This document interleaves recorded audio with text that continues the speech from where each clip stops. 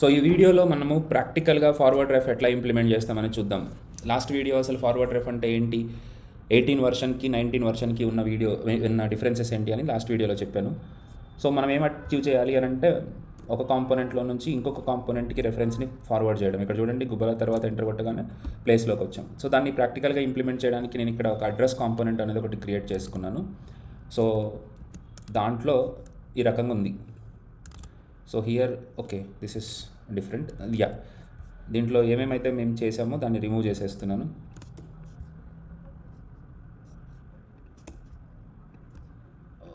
Okay, ఏమి లేకుండా, so that మీకు బిగినింగ్ నుంచి చెప్పడానికి పాసిబుల్ అవుతుంది నాకు.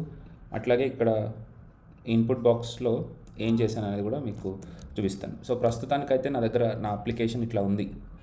నేను ఫస్ట్ నేమ్ని ఎంటర్ చేసిన తర్వాత లాస్ట్ నేమ్లోకి వచ్చాను. ఇప్పుడు నేను ఎంటర్ ప్రెస్ చేస్తుంటే నెక్స్ట్ అడ్రస్ కాంపోనెంట్లోకి వెళ్ళట్లేదు. సో అలా వెళ్ళాలి అని అంటే ముందు అడ్రస్ కాంపోనెంట్ కోసం ఒక రెఫరెన్స్ వేరియబుల్ని క్రియేట్ చేసుకుందాం. సో ఈ రెఫరెన్స్ వేరియబుల్ని నేను అడ్రస్ కాంపోనెంట్కి పాస్ చేయాలి. కానీ 18 వర్షన్ వరకు రెఫరెన్సెస్ని పాస్ చేస్తే డైరెక్ట్గా కాంపోనెంట్స్లోకి ప్రాప్స్ లాగా వచ్చేవి కాదు.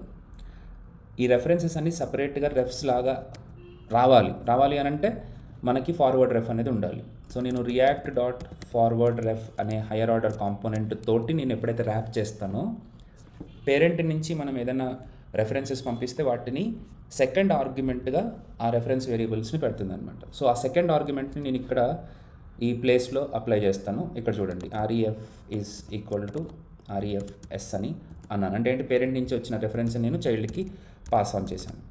సో ఇప్పుడు ప్రవీణ్ గుబ్బల ఎంటర్ ఇప్పుడు చేసినా సరే రావట్లేదు. ద రీజన్ ఈజ్, ఇప్పుడు నేను ఇక్కడ ఈ లాస్ట్ నేమ్లో కీ అప్ ప్రెస్ చేసినప్పుడు, సో ఇక్కడ ఎలాగైతే రాసామో అలాగే ఇక్కడ కీ అప్ ప్రెస్ చేసినప్పుడు చెక్ ఎంటర్ 2 అని తీసుకుందాం.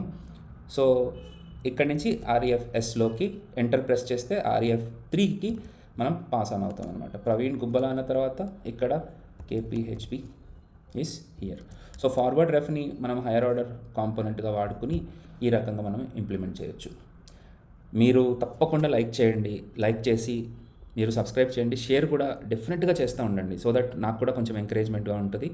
అండ్ దీనికి సంబంధించిన లాంగర్ సెషన్ వీడియోస్ కూడా నేను పెట్టాను, వాటిని కూడా చూస్తూ ఉండండి.